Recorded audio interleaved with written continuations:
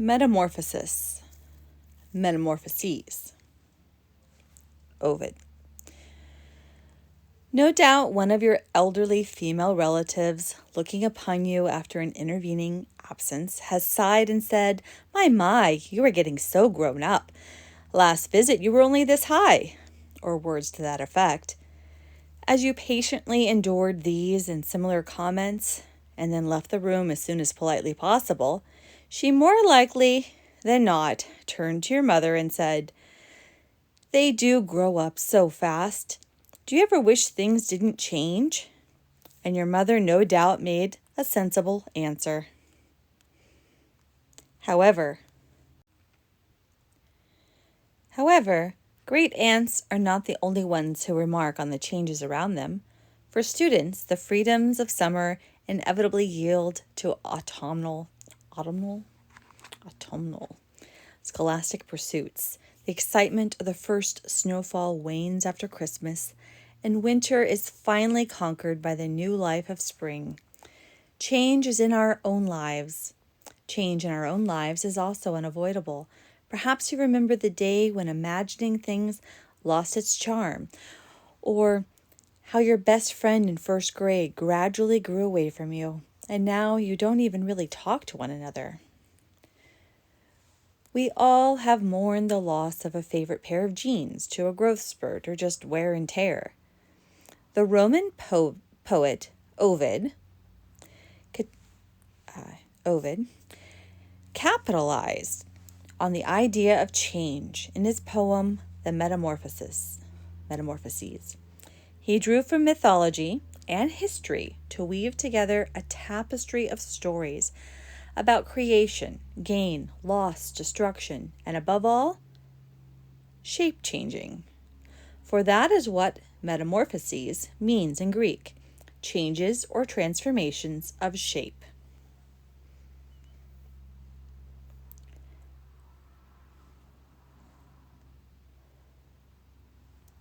Proserpina, the daughter of Jupiter and Ceres, was abducted by Dis, who made her his queen. She was not permitted to go home because she had eaten 7 pomegranate seeds from the underworld. Proserpine, painted by Dante Gabriel Rossetti.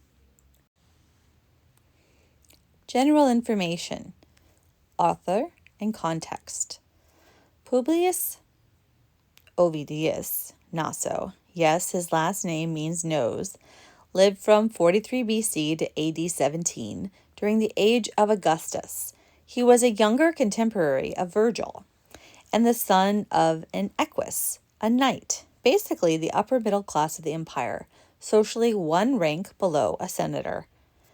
His father sent him to be educated in Rome, finished by a grand tour through Greece, so that he could pursue a career in government or law. Ovid distinguished himself in his rhetoric classes and went on to hold some inconsequential judicial posts, but he soon abandoned his practical career for a poetic one. He gained almost immediate success as a writer of elegy, first-person love poems, generally written in self-contained couplets, and was regarded as Rome's most prominent poet by AD 8. Among his more famous early elegiac works were the Amores, loves, erotic poems relating the woes and joys of a poet in love, and the Ars Amatoria, the art of love, a how-to guide on courtship and seduction. Also in AD 8, just after Ovid completed the Metamorphoses, the Emperor Augustus abruptly banished him to the remote and chilly town of Tamis on the Black Sea. Ovid writes of 2 reasons for his exile: his Carmen, or songs, the Ars Amatoria, which apparently Augustus deemed corrosive to good old traditional Roman morals, and his error, or indiscretion. There is much speculation about this indiscretion, Presumably, Ovid stumbled upon some court intrigue or scandal. Aggrieved by the barbaric and harsh surroundings, Ovid nonetheless continued to write elegies such as the Tristia, Sorrows. He died in exile in AD 17. Significance. Ovid boldly concludes the Metamorphoses with the prediction that after his death, quote, "In spirit I will be borne up to soar beyond the distant stars, immortal in the name I leave behind. Wherever Roman governance extends over the subject nations of the world, my words will be upon the people's lips.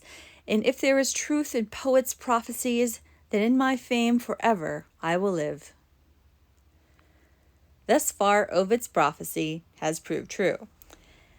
After his immediate success and fame as an imperial poet, Ovid's works were used as a school text in the Middle Ages, just as Virgil's were.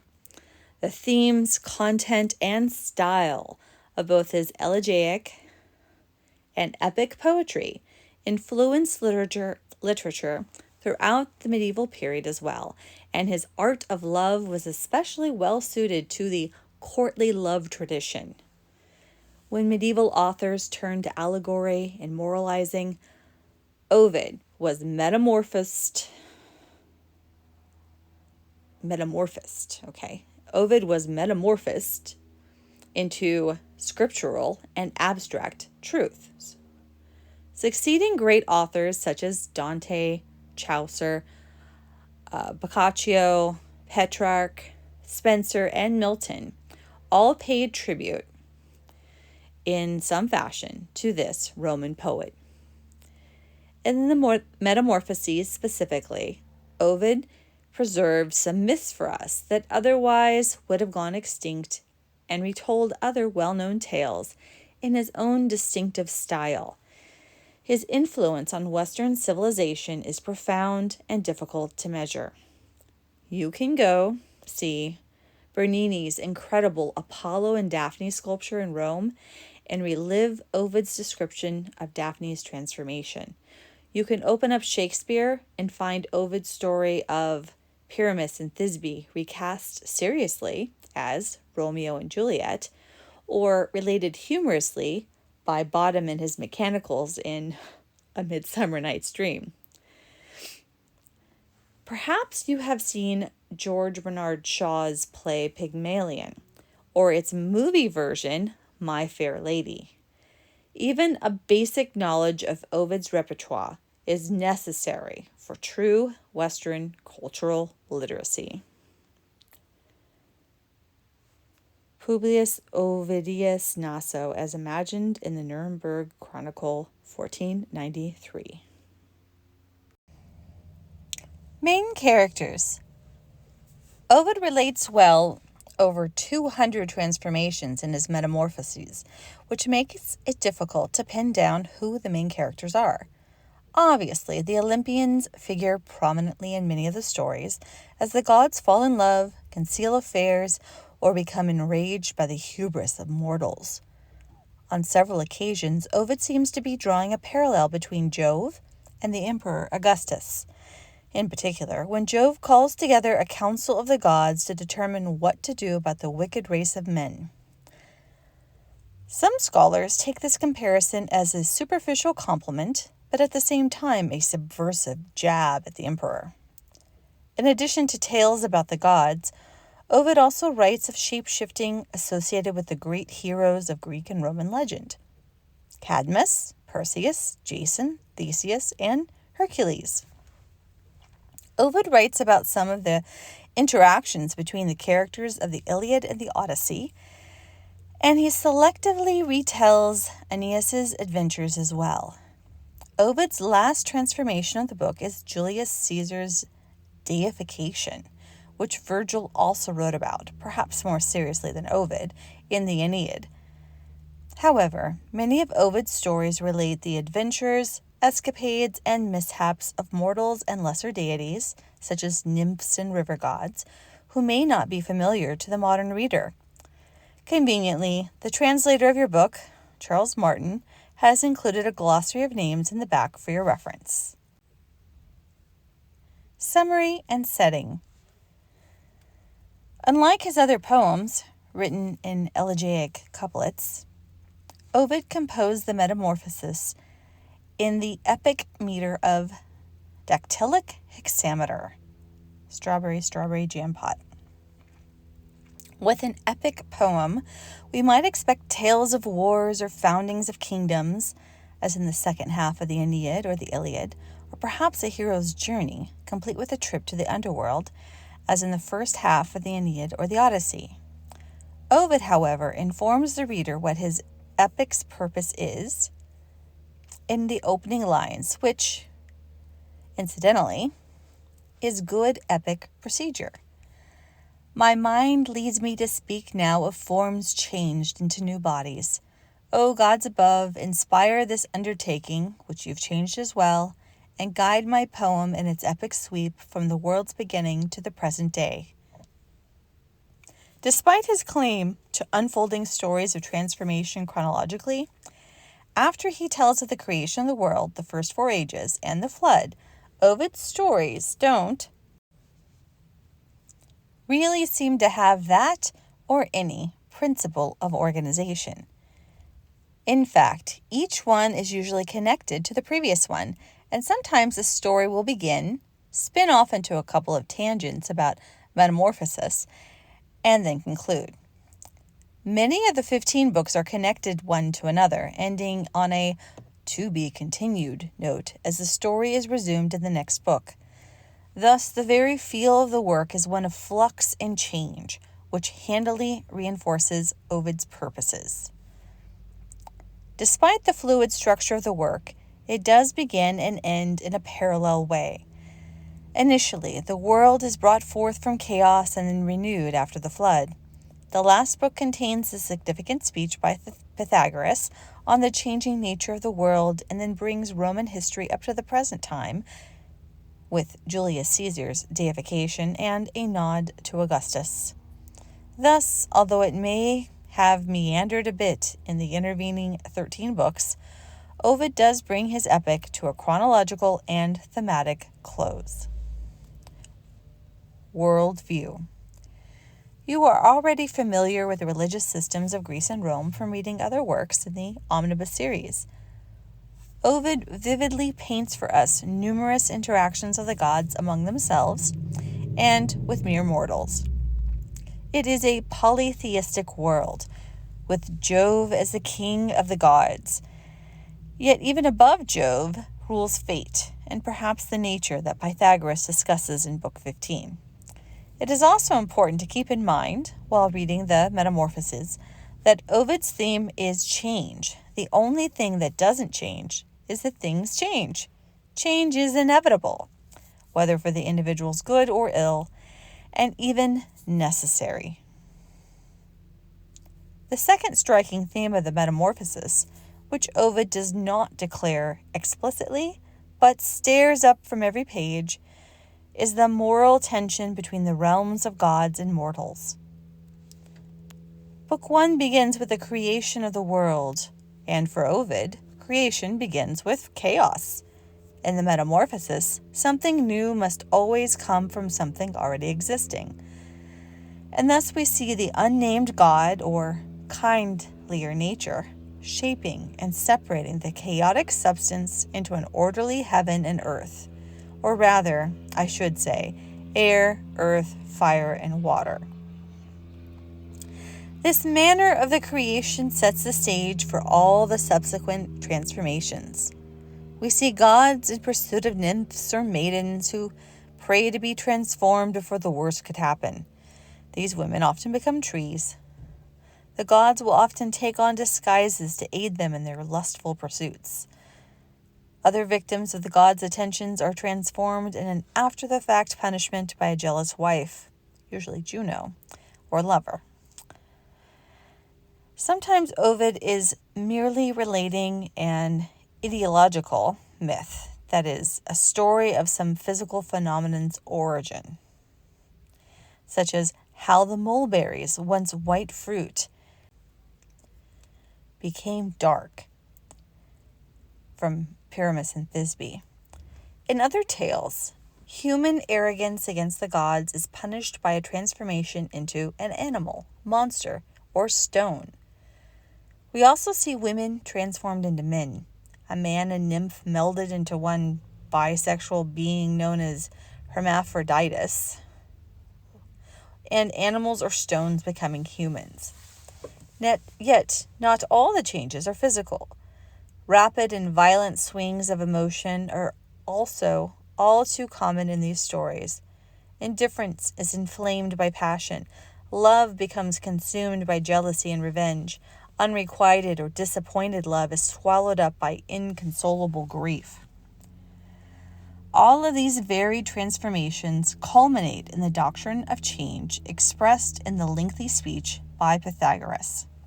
The discourse begins and ends with a vivid appeal to stop eating animals and become vegetarian. This might seem odd to us until we remember the preceding 14 books worth of stories. That steak you are about to bite into might have once been a poor girl like Io, who was impregnated by Jove and then punished by Juno to wander as a cow.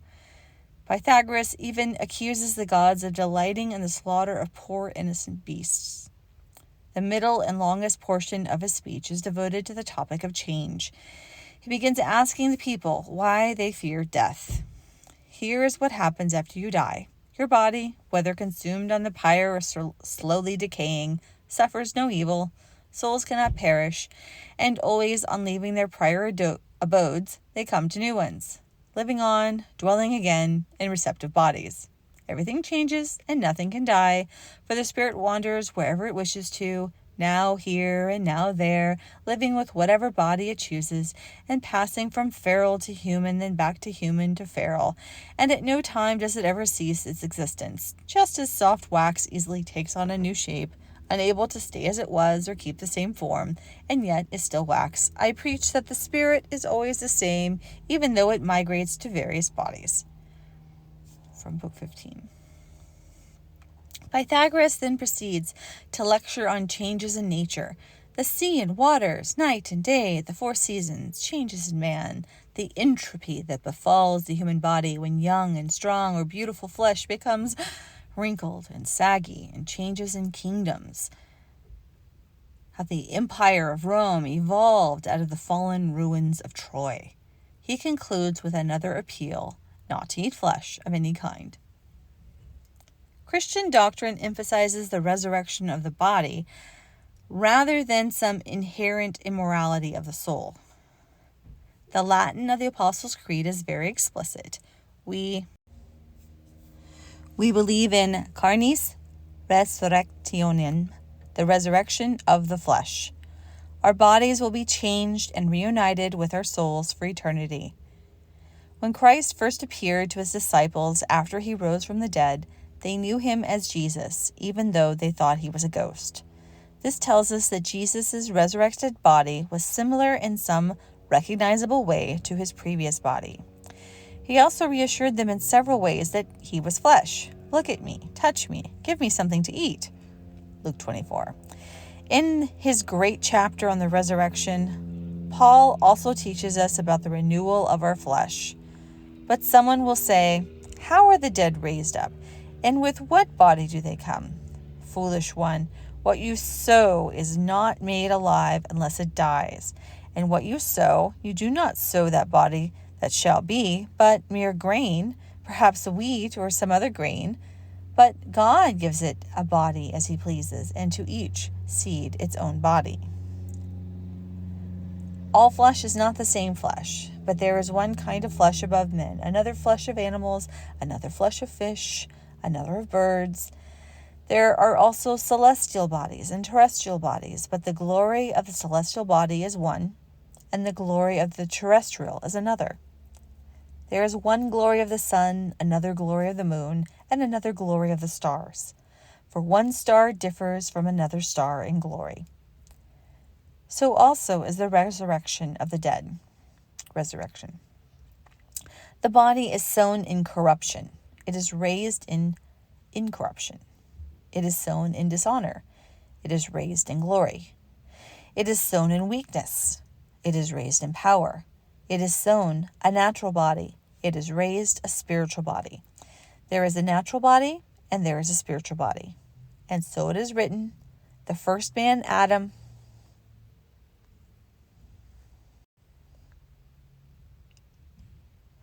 became a living being. The last Adam became a life-giving spirit. And as we have borne the image of the man of dust, we shall also bear the image of the heavenly man. Now this I say, brethren, that flesh and blood cannot inherit the kingdom of God, nor does corruption inherit incorruption. Behold, I tell you a mystery.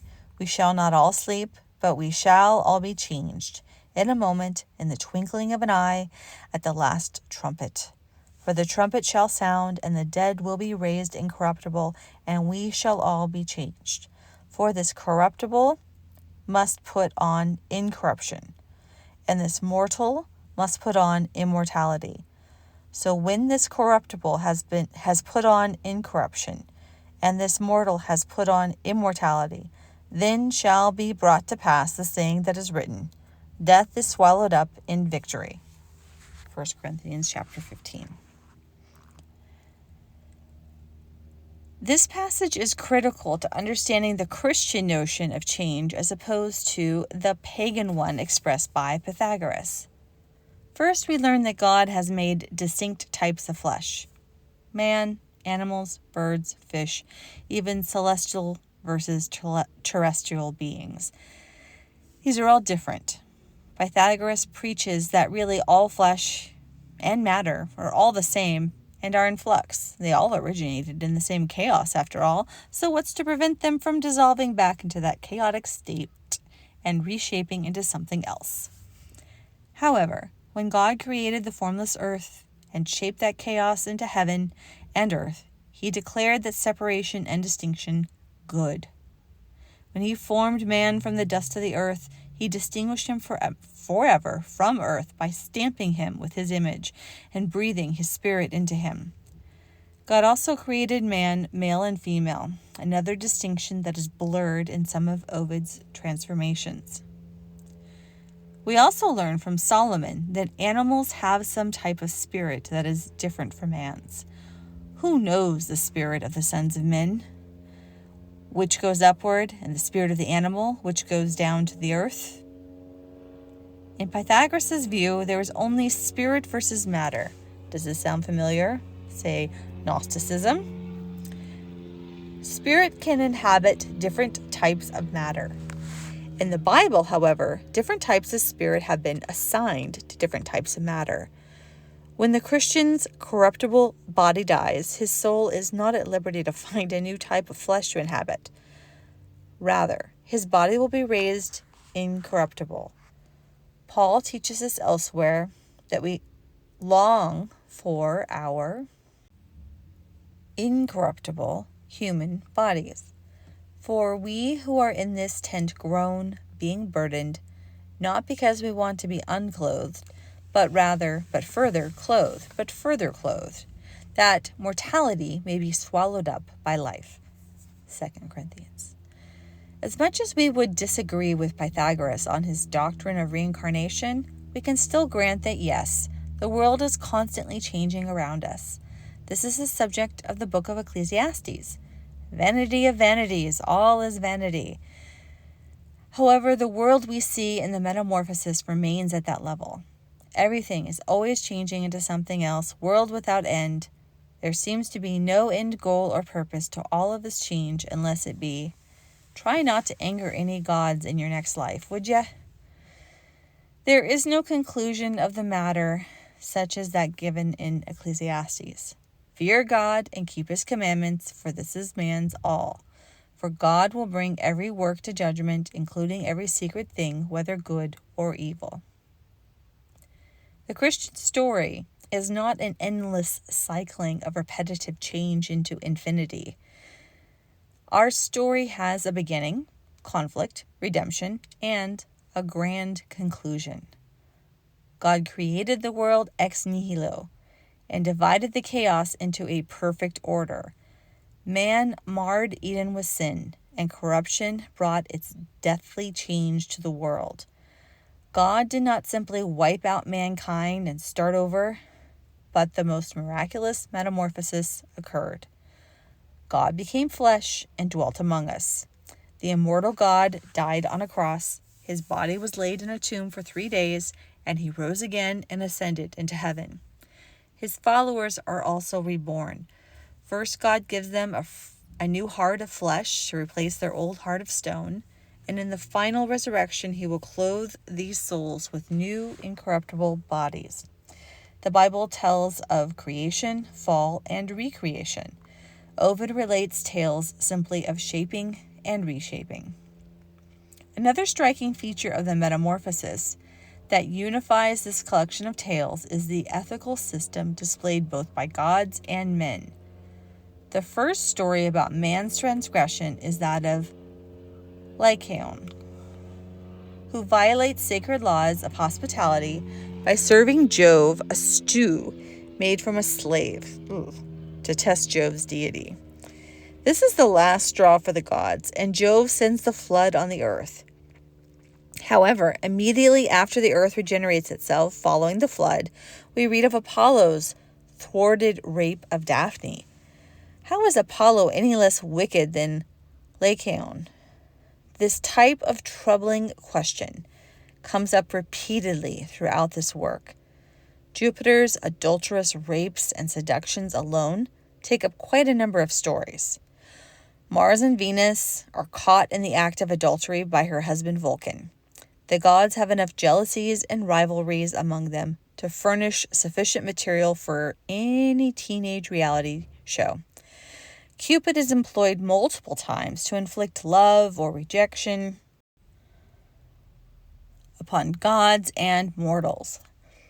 Gods get offended by the pride or indifference or jealousy of mortals and change them into a spider, Arachne, a childless stone, Niobe, or a monster, Scylla, or Scylla. Not sure. Yet the mortals are really no better. You will not be reading some of the more gruesome stories, but they are there. A sister who burns with passion for her brother, Biblis and Canis. A girl who grows up disguised as a boy to prevent her father's wrath and falls in love with her fiancé, Iphis and Isis. Happily, she is turned into a man right before the wedding, a close call. A king who rapes his sister's... A king who rapes his wife's sister and cuts her tongue out so that she cannot reveal his sin. Tereus, Procne, and Philomela. And a girl who commits incest with her own father, Mira. Given the behavior of the gods, we should be asking the question, why are the mortals wrong for doing these things as well? Even Biblis, the girl who is in love with her own brother, tries to justify herself by saying, the gods took their own sisters, to be sure. But then she concludes, the gods, though, are a law unto themselves. Why should I try to use them as my models when their behavior is so unlike ours? Ovid even introduces this story by saying, this, Biblis, serves to illustrate a moral that girls should not desire what's forbidden. She did not love her brother as a brother or as a sister should. Somehow, although the gods behave exactly in the same way as the mortals do, they are above the law. We get the impression that their behavior is so unlike ours only because the gods are bigger and more powerful than mortals, and thus they can do what they want. They can turn mortals into beasts at the snap of the fingers if they so desire. The folly of this pagan system is obvious. Psalm 115 says, but our God is in heaven. He does whatever he pleases. Their idols are silver and gold, the work of men's hands. They have mouths, but they do not speak. Eyes they have, but they do not see. They have ears, but they do not hear. Noses they have, but they do not smell. They have hands, but they do not handle. Feet they have, but they do not walk, nor do they mutter through their throat. Those who make them are like them, so is everyone who trusts in them. In the Metamorphoses, we can clearly see how the worshippers are like the gods they worship. The gods burn with passion for men or women they ought not to love. The mortals also pursue illicit relationships. When a god sees a nymph or girl he wants, he takes her. Mortal men also rape the helpless.